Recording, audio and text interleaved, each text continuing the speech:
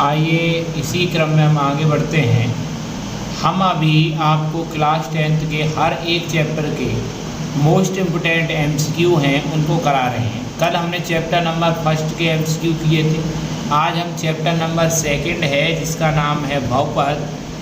बहुपद के हम क्या करेंगे, मोस्ट इम्पोर्टेंट एमसीक्यू करेंगे। तो जो हमारा चैप्टर नंबर 2 है उसका पहला नंबर क्वेश्चन आइए हम पढ़ते हैं। क्वेश्चन नंबर पहला ये है कि निम्नलिखित में से कौन एक बहुपद है। तो आपको क्लास 9th में ये बताया गया होगा कि बहुपद क्या होता है। बहुपद वह है जिसमें दिए गए चर जो भी है या दिया गया जो भी चर है उसकी घात एक पूर्ण संख्या होनी चाहिए। पूर्ण संख्या का मतलब है जो संख्याएं 0 से शुरू होती हैं और इनफाइनाइट तक जाती हैं, लेकिन सभी नंबर कैसे होने चाहिए, पॉजिटिव नंबर होने चाहिए। कैसे नंबर होने चाहिए, पॉजिटिव नंबर। अगर हम बात करें तो क्वेश्चन नंबर पहला जो आपके सामने है, क्वेश्चन नंबर पहला आपके सामने इस प्रकार है। तो क्वेश्चन नंबर पहले में आपको ये बताया गया है कि उसका पहला जो विकल्प है x² + 1/x। अगर मैं x² + 1/x को देखता हूँ तो 1/x है, x को मैं ऊपर ले जाऊँगा तो अंश की फॉर्म में होना चाहिए प्रत्येक वेरिएबल, तो x की पावर -1 हो जाएगी। तो इस समय यहाँ x की पावर एक पूर्ण संख्या है, लेकिन ये -1 जो है वो एक पूर्ण संख्या नहीं है, तो यह एक बहुपद नहीं होगा, क्योंकि जब तक चर की घात एक पूर्ण संख्या नहीं होगी तब तक उसे बहुपद नहीं बनेगा। ऑप्शन नंबर 2 है 2x² - 3√x + 1 आपको दे रखा है। तो अगर आप इसको सॉल्व करते हैं तो 2 मल्टीप्लाई, यहाँ पे x की पावर कितनी है 2, और यहाँ x रूट का मतलब क्या होता है, रूट का मतलब 1/2 पावर होती है, और 1/2 एक ये फ्रैक्शन फॉर्म में है या परिमेय संख्या की फॉर्म है, ठीक है। तो इसलिए हम इसको पूर्ण संख्या नहीं बोलेंगे। तो यहाँ जो चर की घात है वो पूर्ण संख्या नहीं है, तो ये भी एक बहुपद नहीं होगा। तो ये बहुपद नहीं होगा। तो अगला नंबर पॉइंट हम देखेंगे। अगला नंबर पॉइंट हमारे पास क्या है, अगला नंबर पॉइंट है हमारे पास 3x² - 3x और +1। यहाँ x की पावर 2 है, यहाँ पर x की पावर 1 है। तो ये नंबर दोनों देखें हम तो ये भी पूर्ण संख्या है, ये भी पूर्ण संख्या है। तो इसमें जो बहुपद में जो घात है चर की वो एक पूर्ण संख्या है, तो हम इसे क्या बोलेंगे, बहुपद। तो ऑप्शन नंबर सी हमारा राइट हो जाएगा। यहाँ पर हम देखें ऑप्शन नंबर डी में, तो ऑप्शन नंबर डी में x की पावर -2 दे रखी है ये, तो -2 एक पूर्ण संख्या नहीं होती है, इसलिए इसे क्या हम बोलेंगे, बहुपद नहीं बोलेंगे। तो ऑप्शन नंबर सी हमारा सही हो जाएगा, क्योंकि यहाँ पर चर की घात एक पूर्ण संख्या दे रखी है। क्वेश्चन नंबर 2 हमारे लिए बहुत अच्छा क्वेश्चन रहेगा बेटा। किसी द्विघाती बहुपद ax² + bx + c a ≠ 0 के लिए संगत समीकरण ax² + bx का ग्राफ का जो आकार होगा वो किस प्रकार से होगा। अगर हम इसका ग्राफ खींचते हैं तो ग्राफ ज़्यादातर पैराबोला के हिसाब से खींचा जाता है, परवलयाकार खींचा जाता है। कैसा खींचा जाएगा, परवलयाकार द्विघाती समीकरण का।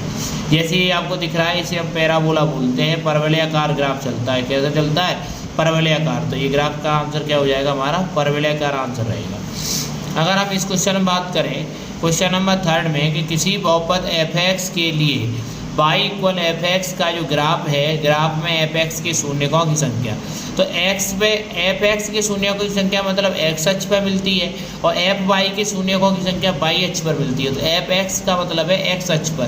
अब हम ये देखें ग्राफ कितनी जगह से इसको काटा है, एक जगह, दूसरा और तीसरा, तो इसका आंसर क्या हो जाएगा, 3 शून्यक हो जाएगा। इसमें सी दे रखा है, ये गलत है, आंसर क्या हो जाएगा, 3 शून्यक रहेंगे। कितने शून्यक रहेंगे, 3।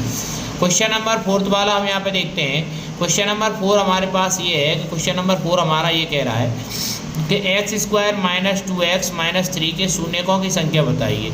तो ये कि आपके पास द्विघाती समीकरण है, और द्विघाती समीकरण के आप क्या करेंगे, सबसे पहले फैक्टर करेंगे। तो x² - 3x - 2x - 3 के फैक्टर करेंगे, तो 3 बन जाए 3 हो जाएगा, और 3 में से 2 बन गया तो कितना बचेगा, 2। तो यहाँ आ जाएगा -3x और +x, तो क्या बनेगा, आपको इसको रखेंगे तो क्या बन जाएगा, -2x। फिर इसके फैक्टर करेंगे हम, तो x² - 3x + x - 3 आपके पास ये दे रखा है। आप इसमें से क्या करेंगे, x कॉमन लेंगे तो क्या बनेगा, x - 3, यहाँ x बचेगा, यहाँ 3 बचेगा। यहाँ से कोई कॉमन नहीं है तो +1 कॉमन ले लेंगे तो x प्लस का 1 दूसरा ब्रैकेट हो जाएगा। x माइनस 3 है, दूसरी तरफ जाएगा +3 हो जाएगा, प्लस का 1 है, दूसरी तरफ जाएगा -1 हो जाएगा। तो प्लस का 3 और माइनस का 1 हमारा क्या हो जाएगा आंसर। इसके क्या करने हैं आपको, गुणनखंड करने हैं। गुणनखंड करने के बाद जो ब्रैकेट आएंगे उनके इक्वल 0 रखने के बाद माइनस वाला नंबर उधर प्लस में, प्लस वाला नंबर उधर माइनस में। क्वेश्चन नंबर 5 देखते हैं। क्वेश्चन नंबर 5 ये कहता है कि बेटा बहुपद 3x² + 5x - 2 के शून्यकों का योगफल बताइए।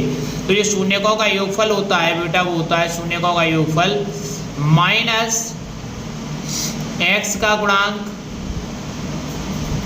अपॉन x² का गुणांक। ये फॉर्मूला है बेटा शून्यकों के बहुपद का। कब, जब द्विघाती समीकरण दे रखा हो। द्विघाती का मीन्स क्वाड्रेटिक इक्वेशन दे रखी हो जब वेरिएबल की मैक्सिमम पावर 2 है। यहाँ चर की अधिकतम घात 2 है तो इसको द्विघाती समीकरण बोलेंगे। और द्विघाती समीकरण में शून्यकों का जो योगफल होता है वो होता है माइनस x का गुणांक अपॉन x² का गुणांक, coefficient of x, coefficient of x²। अगर हम इसको बोलें तो x का गुणांक कितना है बेटा, x का गुणांक है आपके पास प्लस का 5, ये दिख रहा है आपको। तो यहाँ रखेंगे प्लस का 5 माइनस वैसे का वैसा, ये माइनस का साइन वैसे का वैसा रहेगा। अब x² का गुणांक है, x² का गुणांक कितना है प्लस का 3, तो यहाँ रखेंगे प्लस का 3, तो -5/3 आपका क्या हो जाएगा करेक्ट आंसर। ये ऑप्शन नंबर सी हो जाएगा बेटा आपका करेक्ट आंसर। क्वेश्चन नंबर 6 देखेंगे बेटा। क्वेश्चन नंबर 6 क्या कहता है कि एक द्विघाती बहुपद है जिसके शून्यक 5 और माइनस का 3 है। एक द्विघाती बहुपद जिसके शून्य क्या है प्लस का 5 और माइनस का 3। तो इसका एक फॉर्मूला होता है, ये फॉर्मूला है बेटा आपके सामने। द्विघाती बहुपद का फॉर्मूला होता है, या द्विघाती बहुपद कहे या द्विघाती सूत्र बोले तो द्विघाती समीकरण बोले। द्विघाती समीकरण निकालने के लिए फॉर्मूला होता है x² माइनस शून्यकों का योगफल इंटू x प्लस शून्यकों का गुणनफल।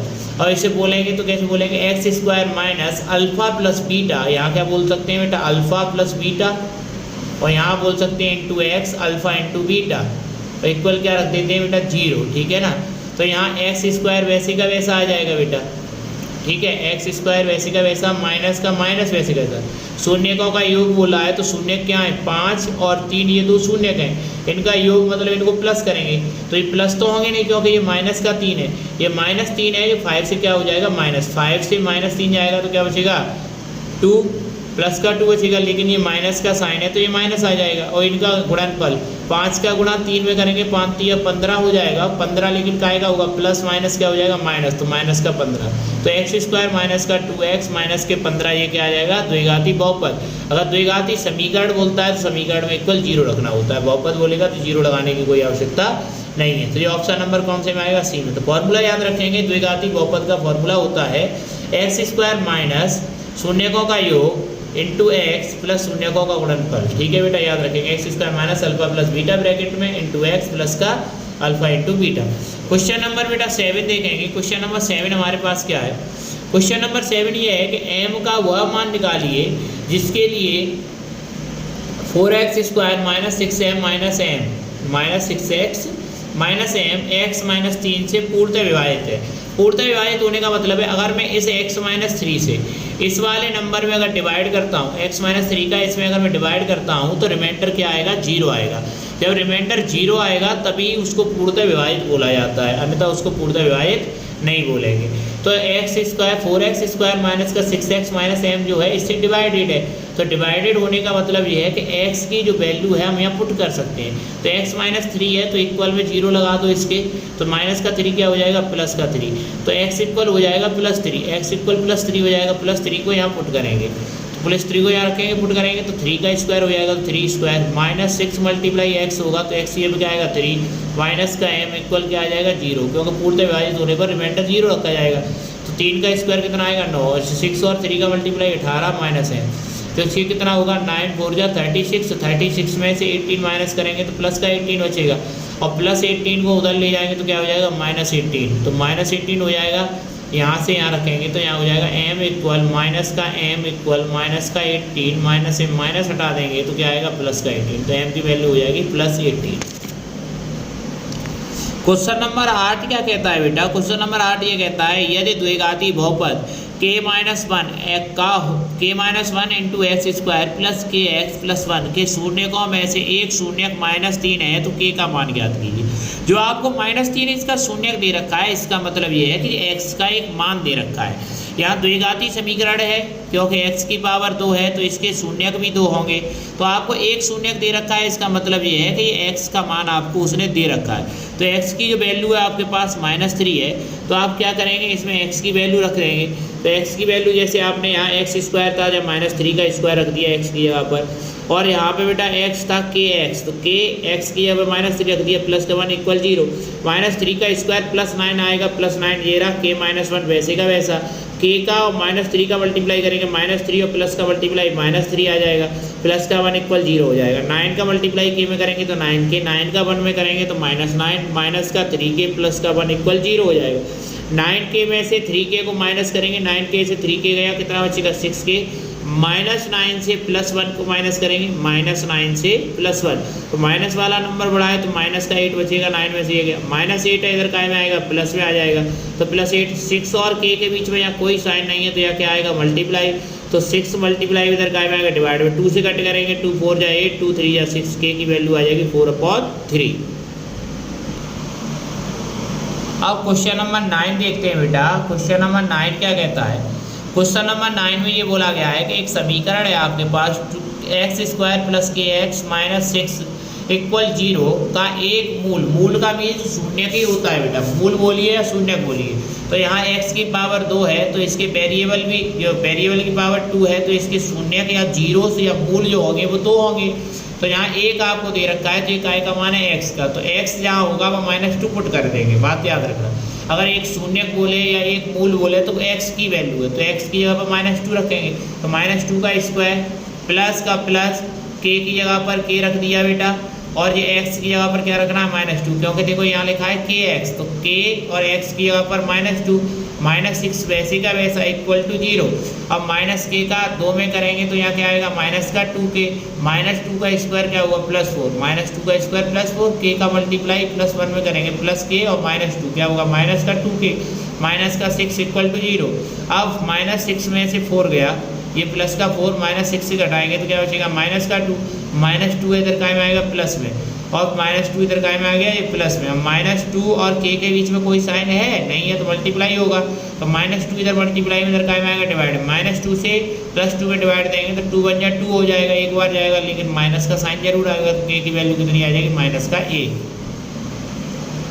क्वेश्चन नंबर 10वां बेटा 2023 में आया हुआ है, 10वां भी आया है, 9वां भी क्वेश्चन 2023 में आया था बेटा। ये क्वेश्चन आप देख लेंगे, इसमें हमें जो क्वेश्चन जितने दे रखे हैं 11 क्वेश्चन है, तो मैं 11 ही आपको पूरे कंप्लीट कराऊंगा, फिर अगली जो मास्टरमाइंड होगी उससे कराएंगे। तो ये सबने मोस्ट इंपोर्टेंट MCQ है चैप्टर नंबर 2। आपके पास क्वेश्चन है 5x² माइनस का 3x प्लस का 2 के मूलों का योग। मूलों का योग अभी बताया था बेटा, -x का गुणांक